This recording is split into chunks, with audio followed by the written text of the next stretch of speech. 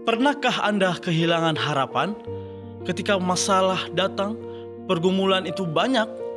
Pernahkah ada jalan keluar yang Anda pikirkan atau harapan untuk mendapatkan kebebasan dari itu? Pelajaran sekolah sahabat kali ini membawa kita ke suatu kesimpulan bahwa harapan akan ada hanya ketika kita menerima pendamaian yang Tuhan telah rencanakan.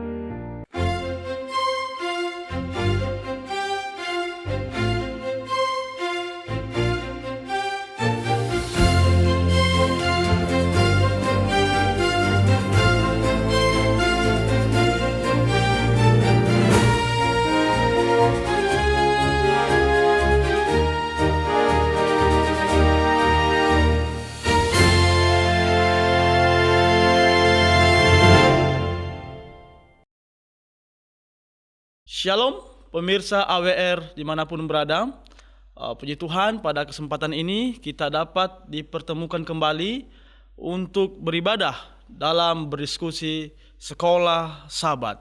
Ya, semoga Bapak Ibu yang menyaksikan tetap sehat-sehat selalu dan juga dapat selalu diberkati Tuhan, khususnya supaya dapat mendapatkan makna dari pelajaran sekolah sahabat yang akan kita pelajari pekan ini.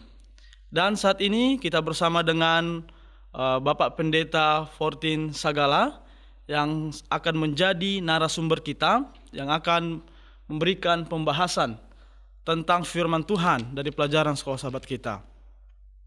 Baik, pelajaran sekolah sahabat kita, pelajaran ke-9 berjudul Pendamaian dan Harapan.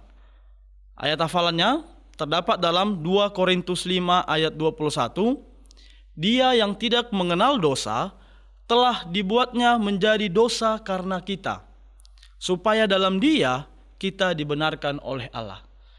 Sebelum kita memulai pelajaran kita, diskusi kita, marilah kita berdoa terlebih dahulu. Tuhan Allah kami yang bertata di dalam kerajaan surga, kami bersyukur Tuhan oleh karena kasih kemurahan Tuhan masih bisa kami rasakan hingga sampai pada saat ini Tuhan. Dan juga Tuhan, saat ini kami akan belajar dari diskusi sekolah sahabat. Tuhan, kiranya Roh Kudus menyertai hati pemikiran kami, sehingga firman Tuhan yang akan kami pelajari ini dapat berbuah dalam kehidupan kami masing-masing Tuhan. Demikian juga dengan pemirsa yang menyaksikan tayangan ini, kiranya Tuhan boleh berkati mereka dimanapun mereka berada saat ini, berkati keluarga mereka, berkati kebutuhan mereka setiap harinya Tuhan. Ampuni kami atas dosa dan pelanggaran kami, dalam nama Yesus kami sudah berdoa dan mengucap syukur, amin. Baik, judul pelajaran sekolah sahabat kita Pak Pendeta yaitu Pendamaian dan Harapan. Nah, saudara-saudara yang terkasih, sebenarnya pelajaran ini seperti lanjutan dari pelajaran yang ke-8 minggu lalu, pekan lalu. Kenapa? Di sini dibahas tentang pendamaian. Ternyata ada 2 pendamaian. Ya, walaupun sebenarnya ini satu ya, tapi dijelaskan secara 2 begitu ya. Yang pertama yaitu pekan lalu kita membahas tentang pendamaian secara universal atau pendamaian yang mencangkup seluruh dunia. Itu sudah dibahas pekan lalu. Nah, tetapi kali ini, pada pelajaran kali ini, pelajaran ke-9, kita akan berfokus kepada pendamaian individu dan akan lebih lanjut nanti dijelaskan di pelajaran-pelajaran kita ini. Dan tidak hanya di situ, kita tidak akan hanya membahas pendamaian individu ini, tetapi kita juga akan membahas tentang rahasia. Jadi ada sebuah rahasia yang disebutkan di sini sudah berabad-abad tersembunyi. Nah, itu yang akan juga kita akan bahas di pelajaran sekolah sahabat ini. Dan apa hubungannya rahasia ini dengan pendamaian individu dan juga pendamaian secara menyeluruh tadinya. Baik Pak Pendeta. Selamat datang Pak Pendeta ya. Saya ucapkan dulu shalom untuk kita. Shalom, shalom pemirsa semuanya. Baik, terima kasih. Ada satu pertanyaan Pak Pendeta. Ya, kebetulan bukan karena kebetulan ya, memang pelajaran sekolah sahabat kita membahas tentang pendamaian dan harapan dari kitab Kolose. Kitab Kolose 1 ayat 21 sampai 29. Saya pikir itu pelajaran kita satu pekan ini. Lalu di ayat 21 dan 22 di sana Paulus menyebutkan ada istilah hidup yang jauh dari Allah dan menjadi musuhnya Allah. Nah, apa yang Paulus maksudkan atau apa artinya hidup jauh dari Allah dan menjadi musuh Allah ini, Pak Pendeta? Oke, baik. Coba kita baca ya. Dalam Kolose pasal 1 ayat 21 dan juga 22 ya. Juga kamu yang dahulu hidup jauh dari Allah dan yang memusuhinya dalam hati dan pikiran, seperti yang nyata dari perbuatanmu yang jahat. Sekarang diperdamaikannya di dalam tubuh jasmani Kristus oleh kematiannya, untuk menempatkan kamu kudus dan tak bercela dan tak bercacat di hadapannya. Nah, apa yang dimaksudkan oleh Paulus ya dari tulisannya kepada jemaat di Kolose ini? Judul pelajaran kita hari Minggu itu sebenarnya memberikan jawaban ya, diperdamaikan dari perbuatan jahat. Nah, jadi kita ini pada awalnya kan diciptakan Allah itu sempurna, gitu ya. Allah menciptakan kita sempurna, ya, lalu menempatkan nenek moyang kita itu di taman yang sempurna, gitu ya, dalam kondisi yang sempurna. Walaupun pada akhirnya kita tahu setelah membaca firman Tuhan bahwa terlahir secara sempurna, berada di lingkungan yang sempurna, tidak serta-merta membuat seseorang itu bisa hidup sempurna. Terbukti bahwa meskipun terlahir sempurna tanpa dosa, berada atau tinggal di lingkungan yang tanpa dosa, tapi Adam dan Hawa jatuh ke dalam dosa. Ketika Adam dan Hawa jatuh ke dalam dosa, tentu itu di luar dugaan, maksud saya di luar rencana ya dari penciptaan itu. Ya kan? Jadi ketika Tuhan menciptakan manusia itu, Dia ciptakan manusia itu sempurna adanya, tidak ada dalam bagian rencana penciptaan itu nanti ya, skenarionya itu nanti kita ciptakan dulu dia, contohnya gitu ya. Setelah 2 tahun nanti kita izinkan dia jatuh ke dalam dosa.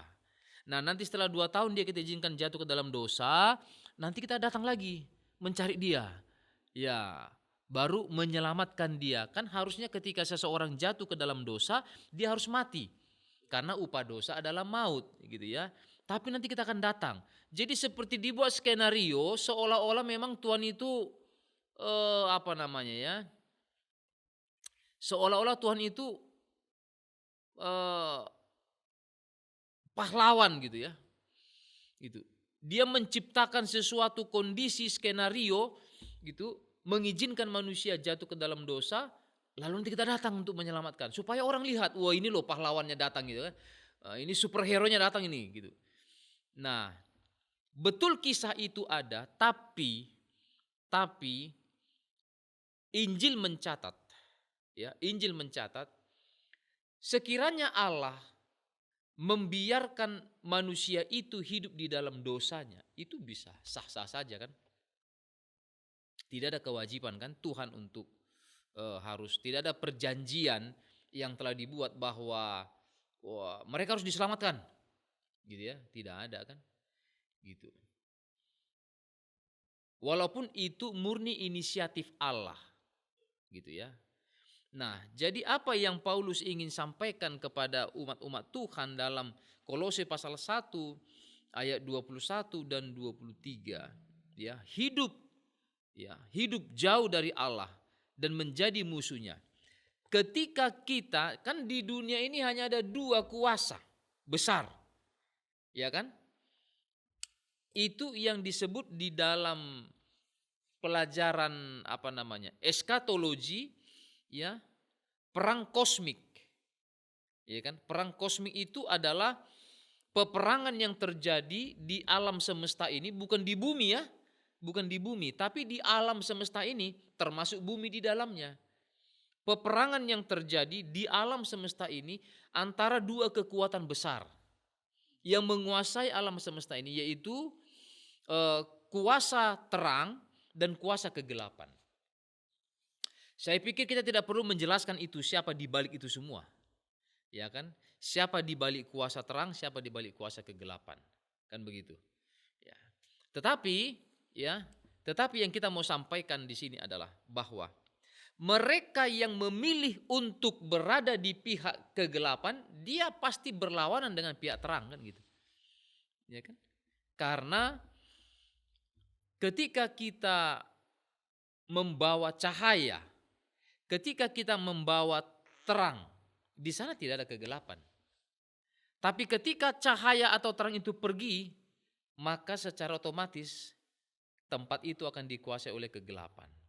Di dunia ini hanya ada dua kuasa yang akan mengendalikan hidup kita. Yang mana kita harus memilih di mana kita berada. Itu sebabnya Paulus mengatakan, ya, mereka yang hidup jauh dari Allah itu pasti menjadi musuh Allah. Siapa mereka yang hidup jauh dari Allah? Mereka yang adalah atas kesadaran sendiri melakukan tindakan-tindakan yang melawan perintah Allah. Adam, Hawa, saya kasih tahu kalian ya, semua buah dalam taman ini boleh kamu makan.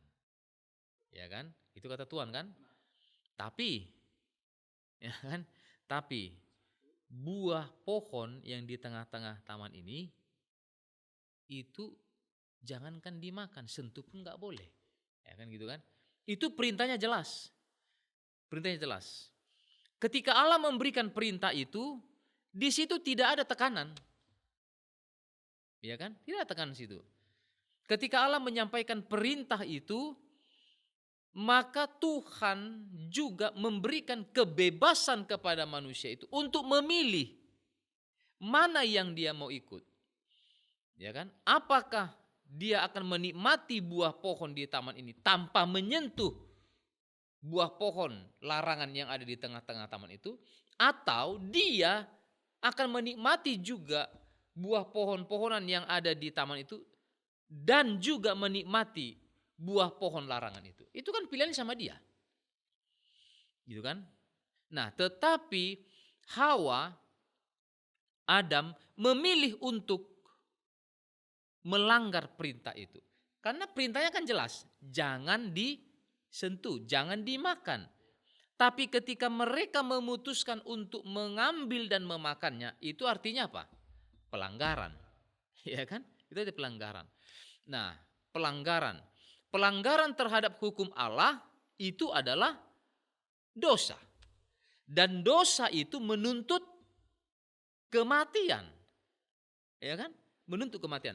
Nah, ketika Paulus menjelaskan kepada kita Kolose 1 ayat 21 sampai 22, kita teringat bagaimana ketika manusia itu jatuh ke dalam dosa,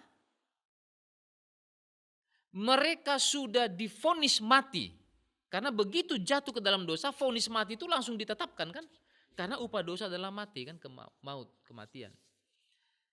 Ketika manusia itu telah divonis mati, tapi Allah tidak membiarkan manusia itu untuk mati binasa di dalam dosanya. Maka Allah berinisiatif untuk menyelamatkan mereka. Allah berinisiatif mencari mereka. Ya kan? Pemirsa boleh boleh melihat apa yang dicatatkan dalam Alkitab.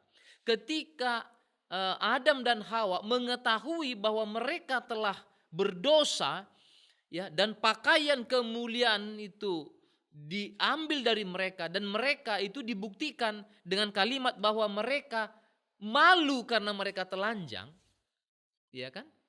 Itu apa artinya? Artinya bahwa vonis mati itu telah ditetapkan kepada mereka.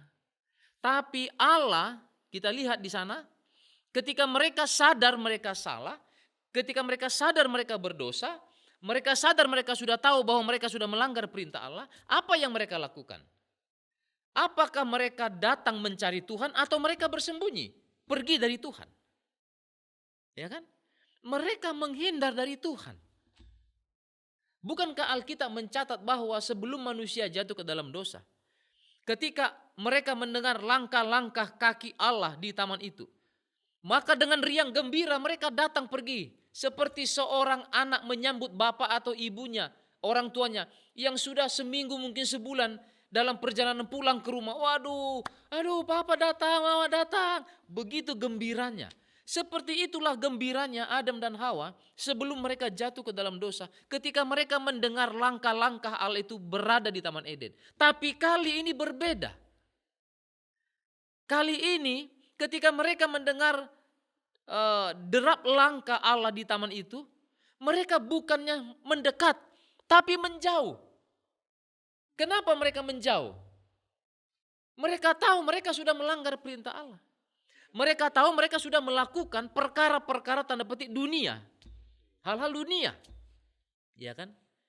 Perkara-perkara yang diinginkan oleh setan. Kuasa kegelapan itu. Mereka pergi menjauh. Ya, mereka pergi sembunyi. Ya kan? Bersembunyi itu kan artinya dia menghindar kan? Iya, menghindar. Tapi lihat apa yang dilakukan Allah. Pelajaran kita mencatat di Taman Eden Allah memanggil Adam. Ya kan? Di Taman Eden Allah memanggil Adam. Mahakarya ciptaannya. Di manakah engkau? Jadi Kolose pasal 1 ayat 21 dan 22 ini, apa yang Paulus maksudkan dengan hidup jauh dari Allah dan menjadi musuhnya? Ketika kita memilih untuk melanggar perintah Allah, kita hidup jauh dari Allah dan kita menjadi musuh Allah. Tetapi meskipun kita memutuskan untuk menjadi musuh Allah, Dia tidak datang untuk menyerang kita. Dia mencari kita. Itu sebabnya kalau pertanyaannya siapakah misionaris pertama di alam semesta ini? Allah. Karena dialah yang pergi mencari orang yang hilang. Di manakah engkau? Ya, di manakah engkau? Panggilan kalimat di manakah engkau itu adalah panggilan pendamaian. Karena dia dicari untuk diselamatkan. Ya kan? Dia dicari bukan untuk dihukum. Kadang kita mencari sesuatu di dunia ini, ketika ada kejahatan orang itu lari, ya kan? Pihak-pihak keamanan memang mencari mereka, tapi mencari bukan untuk menyelamatkan. Untuk memberikan apa? Hukuman. Sanksi sesuai dengan kesalahan yang dibuat. Allah mencari mereka. Meskipun konsekuensi diberikan akibat dari pelanggaran, tapi tujuannya adalah diperdamaikan. Itulah pelajaran kita di pelajaran pertama ini. Diperdamaikan dari perbuatan jahat. Di manakah engkau? Kalimat itu adalah kalimat ajakan untuk rekonsiliasi. Berdamai. Ayo, mari sini. Datang kepada Bapa. Itu. Baik, terima kasih Pak Pendeta. Saya jadi teringat kalau misalnya seseorang berhutang seperti itu ya. Nah, biasanya kalau seseorang berhutang ini pasti yang selalu sembunyi dan lari itu, karena saya punya pengalaman waktu saya fit school di satu tempat daerah. Jadi daerah ini mereka itu suka berhutang dengan koperasi Pak Pendeta. Oke. Lalu ketika mereka berhutang, ya ada yang harian ini koperasi ya, ada yang harian, mingguan, bulanan begitu ya. Nah, ketika nanti mereka berhutang sekian besar seperti itu ya, lalu penagih itu datang, mereka itu bersembunyi. Sampai-sampai bersembunyi, bahkan mereka bersembunyi sampai ke rumah tetangga. Enggak hanya di rumah mereka saja. Artinya mereka ya sebenarnya itu uang itu mereka pakai, bisa jadi alasan pertama untuk modal dan sebagainya. Nah, tetapi penagih itu datang untuk mengambil kembali haknya, bukan? Ya, dia mengambil kembali haknya dan mereka ketakutan di situ. Nah, berarti ada perbedaan di situ ya. Artinya kalau penagih itu mengambil haknya, ya bisa jadi ketika mereka sembunyi, bahkan nanti di chat itu di chat di pesan gitu ya, memaki-maki jadi ya penagih ini. Artinya ya karena memang itu haknya. Artinya kalau disamakan dibandingkan dengan Tuhan begitu ya. Tuhan ini sebenarnya tanpa mencari manusia pun tidak masalah kan sebenarnya ya. Artinya ketika pun manusia itu takut mendengar langkah kaki Tuhan itu, Adam itu, sebenarnya nggak ada kerugian Tuhan di sana. Berarti Tuhan itu lah yang datang, bahkan harusnya dia nggak ada keuntungan di sana. Saya pikir pun dia harus lebih banyak berkorban. Nah, dia harus ya melakukan banyak hal untuk bisa berdamai dengan manusia. Itulah kurasa kayak perbedaannya dengan manusia ya. Manusia selalu takut biasa karena salah, tapi Tuhan itu selalu mencari manusia. Iya, jadi perlu kita pahami bahwa eh, inisiatif Allah ya dalam mencari manusia itu, di manakah engkau? Itu dilandasi belas kasihan, Oke. ya kan? Tidak ada keuntungannya bagi dia. Kalau debt collector tadi, ya penagih hutang itu datang, dia datang itu bukan dengan belas kasihan, haknya ada di sana. Ya kan? Ketika seseorang tidak dapat mengembalikan apa yang menjadi kewajibannya, ya, ya hukum dunia ini itu memberikan indikasi ya kita yang punya hak ini ya bisa menindak tegas. Ya kan? Jadi mereka datang untuk mencari itu bukan untuk apa namanya? Bukan datang dengan belas kasihan, dilandasi kasih sayang, tapi karena ada keuntungan yang dia akan dapatkan dari itu. Ketika Yesus mencari manusia yang berdosa, di manakah engkau? Itu tidak didasari untuk keuntungan. Tidak ada. Karena kenapa? Allah itu maha kuasa. Ketika Adam dan Hawa jatuh ke dalam dosa, lalu dia bunuh, itu gampang sekali kok. Iya kan? Dia bunuh itu gampang sekali. Sebenarnya kalau dari sudut pandang kita manusia ya, dari sudut pandang kita manusia melihat hal yang Yesus lakukan sejak penciptaan sampai pada penebusan di kayu salib, lebih gampang mana, lebih mudah mana, lebih enjoy mana mengerjakan. Ketika manusia itu jatuh ke dalam dosa, dia langsung dibinasakan, lalu Tuhan ciptakan lagi manusia yang sempurna tanpa dosa, ya kan?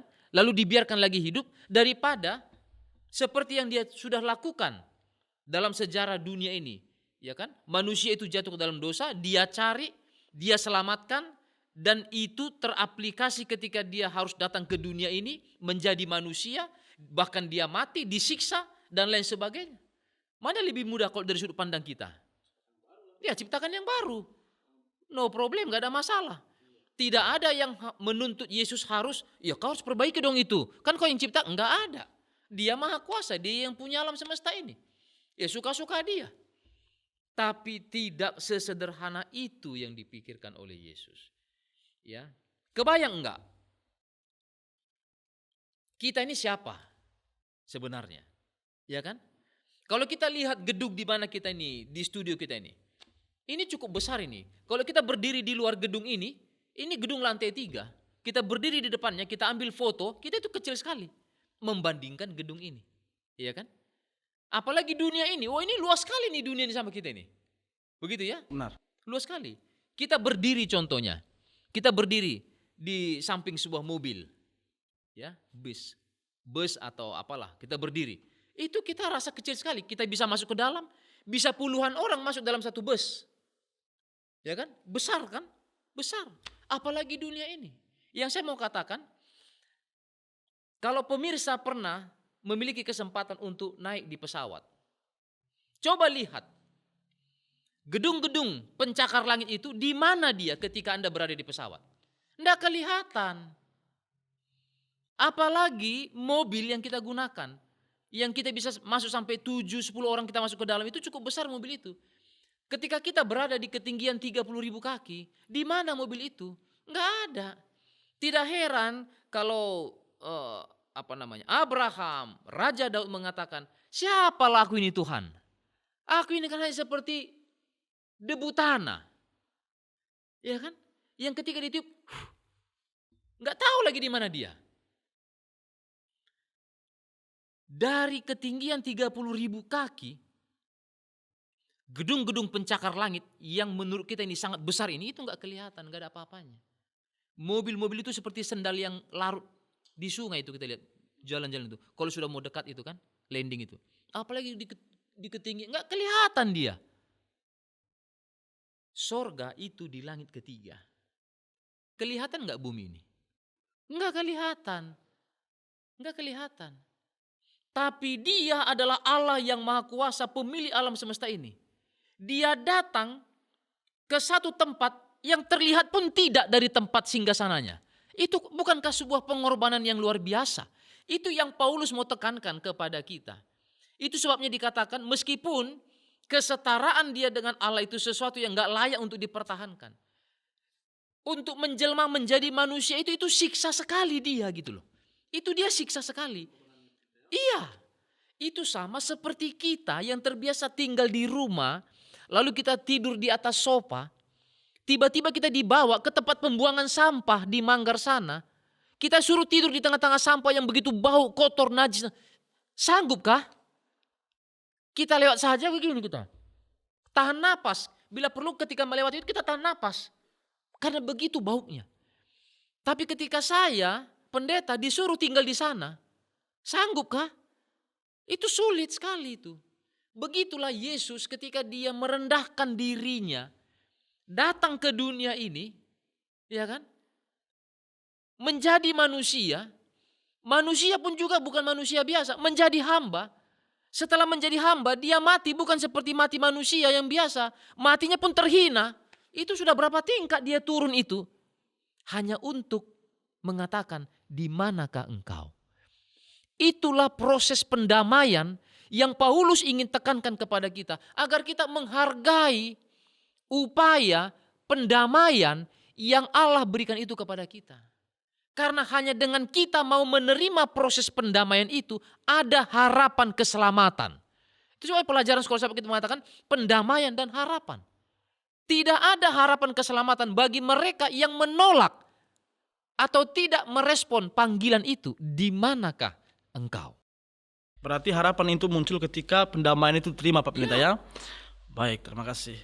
Berarti bahkan pendamaian itu pun pemirsa itu yang diciptakan oleh Allah, inisiatif Allah. Bukan kita ya. Baik, berarti ini rencana besar ya Pak Pendeta ya, great controversy gitu ya.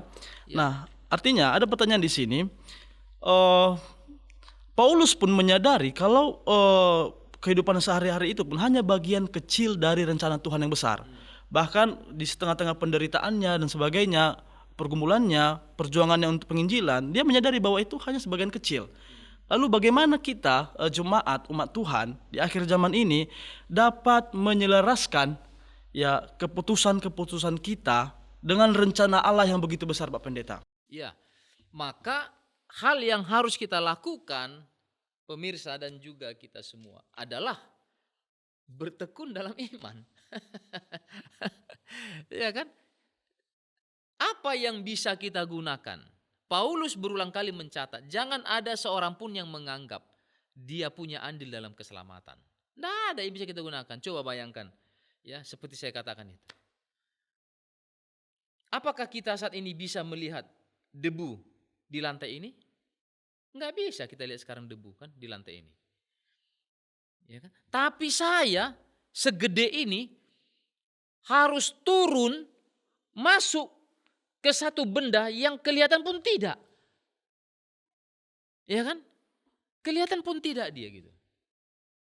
Nah, jadi maksud saya adalah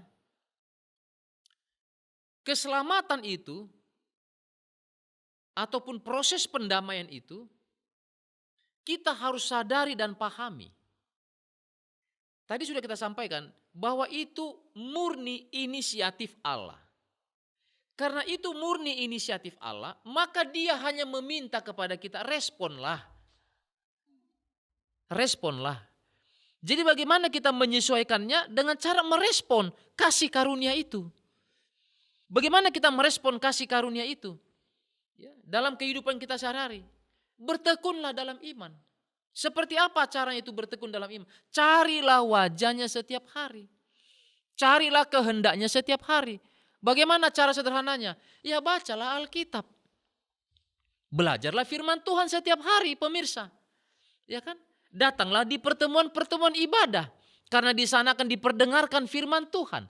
Di sana akan diperdengarkan Injil, kabar keselamatan. Di sana akan diperdengarkan bagaimana Yesus datang dengan segala prosesnya yang begitu berat untuk mencari saudara dan saya. Ya, begitulah caranya kita untuk tetap dapat bertahan di dalam iman.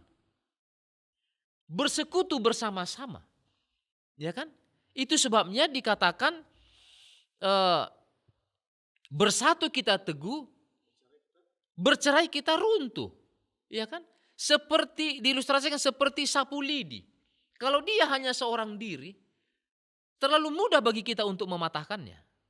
Tapi kalau dia sudah satu ikatan, itu butuh tenaga yang sangat ekstra untuk mematahkannya. Satu kali kita patah begini belum tentu patah semua. Itu harus berulang kali. Ya, artinya apa? Untuk menjadi kita bisa bertekun dalam iman, kita juga harus membangun fellowship, persekutuan. Tidak heran Paulus mengatakan, janganlah menjauhkan diri dari pertemuan-pertemuan ibadah. Karena ketika kita bertemu satu dengan yang lain, seperti kita ini batang-batang lidi yang dipersatukan menjadi satu, kita akan kuat ketika menghadapi tantangan. Ya kan? Jadi bagaimana kita mensinkronkan, bagaimana kita merespon dan lain sebagainya, ya dengan tetap bertekun di dalam iman. Kalau kita tidak bisa bertekun dalam iman melalui kehidupan praktis, ya belajar melakukan mesbah keluarga pagi dan petang, membaca Alkitab, ya berdoa, memuji Tuhan melalui puji-pujian, beribadah mendengarkan firman Tuhan, tidak ada fellowship, itu tidak akan pernah kita bisa merespon akan panggilan itu. Dan kita tidak akan pernah memahami sudah seberapa besar kasih Tuhan itu kepada kita. Gitu. Terima kasih Pak Pendeta. Pertanyaan terakhir Pak Pendeta. Ya. Berhubung waktu kita sudah masuk habis juga ya.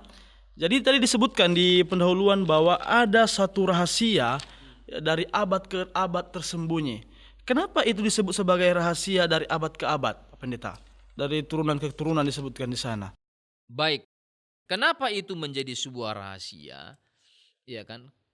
Karena memang secara resmi gitu ya, Allah kan tidak pernah menyatakan seperti protokoler datang lalu menginformasikan, saudara-saudara, inilah yang akan terjadi di kemudian hari. Ya kan? Gitu. Allah tidak menyatakan, menginformasikan secara resmi pengumuman seperti itu. Tapi dari hal-hal yang dia lakukan, kita dapat melihat dan menyaksikan apa sebenarnya hal yang tersembunyi selama ini. Itu adalah proses keselamatan itu. Ya kan?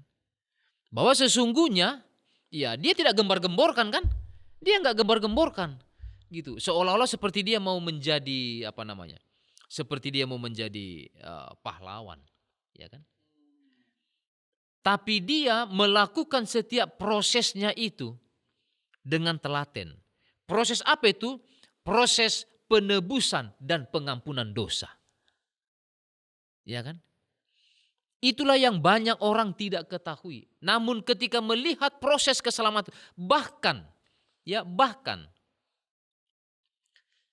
sampai Yesus tergantung di kayu salib, masih ada penduduk di sorga sana, malaikat, yang tidak mengerti peristiwa ini. Sampai nanti Yesus mengatakan sudah selesai. Ketika dia mati, para malaikat yang bertanya-tanya dalam hati dan pikirannya, apa yang sementara terjadi ini sekarang? Karena setan juga membalut peristiwa itu, rencana itu dengan begitu indahnya. Sehingga orang tidak bisa mengetahui bahwa sebenarnya apa yang sementara dilakukan setan itu adalah sebuah tindakan pengkhianatan. Karena itu dia balut dengan balutan yang sangat eh, kecil kemungkinan untuk dapat diketahui. Dibungkus rapi. Sehingga para malaikat surga itu pun sampai kematian Yesus masih banyak yang bertanya, gimana ya, siapa yang benar ini ya gitu. Sampai nanti Yesus mengatakan sudah selesai. Malaikat-malaikat itu melihat, wah, dalangnya rupanya ini, si Lucifer ini, setan ini. Gitu. Nah, ini adalah hal yang tidak digembar-gemborkan, ya kan? Itu tidak digembar-gemborkan oleh oleh Yesus tentunya. Tapi itu dia kerjakan. Itu dia kerjakan. Dan itulah yang terlihat nyata sampai saat ini. Dan sekarang itu bukan lagi merupakan sebuah rahasia. Karena Allah telah melakukannya bagi kita. Baik, Pak Pendeta. Berarti itu bukan rahasia lagi ya? Bukan Sudah rahasia dinyatakan lagi. Sudah dinyatakan oleh Yesus ya? Ya. Bagi kita semua. Baik, Pak Pendeta, kita sampai di ujung pembahasan kita, diskusi kita. Kira-kira apa kesimpulan dari pelajaran kita saat ini untuk pemirsa juga AWR yang menyaksikan tentang pendamaian dan harapan ini untuk kita? Baik, jadi apa yang menjadi kesimpulan untuk kita semua pada saat ini adalah, mari kita memahami bahwa pendamaian itu, harapan keselamatan itu sebenarnya sudah lama dinyatakan kepada kita di dalam surat cinta kasih Allah kepada kita. Apa itu surat cinta Allah kepada kita? Alkitab. Sayangnya kita tidak pernah membuka Alkitab kita, membacanya, sehingga kita tidak tahu bahwa ternyata di dalam Alkitab itu telah dinyatakan rahasia-rahasia besar dari proses keselamatan itu. Kita menutupnya, kita tidak pernah tahu. Ya, ratusan bahkan ribuan tahun kita tidak pernah tahu. Kenapa? Kita tidak pernah membaca surat cinta yang Tuhan berikan kepada kita. Bacalah firman Tuhan. Di sana banyak tercatat ya, perihal-perihal apa yang Yesus lakukan untuk menyelamatkan saudara dan saya dalam proses pendamaian itu bagi kita. Baik, terima kasih Pak Pendeta. Pelajaran yang begitu menarik untuk kita mengenai pendamaian dan harapan. Saya pikir harapan itu hanya ada ketika kita menerima pendamaian. Itu kata kuncinya. Baik Pak Pendeta, saat ini kita akan berdoa. Pemirsa sekalian yang dipimpin oleh Pak Pendeta Sagala. Mari kita berdoa. Terpujilah Tuhan Allah kami yang mengasihi kami. Bapa, kami terbatas dalam pemahaman dan pengertian. Tapi kami percaya melalui kuasa Roh Kudus-Mu Engkau sanggup untuk menolong kami. Bantulah kami Tuhan untuk mengerti, bantu kami juga untuk merespon panggilan Tuhan di manakah Engkau. Agar kami boleh didamaikan melalui kepenuhan yang ada di dalam Yesus Kristus. Bapa, berkati seluruh pemirsa AWR Borneo dimanapun berada. Berkati mereka dalam segala kehidupan rumah tangga, khususnya dalam iman percaya kepada Tuhan. Dan berkatilah cara kami selanjutnya, dalam nama Yesus kami berdoa. Amin. Baik, pemirsa sekalian, sampai disinilah ibadah diskusi Sekolah Sahabat kita hari ini. Kiranya Tuhan memberkati kita. Amin.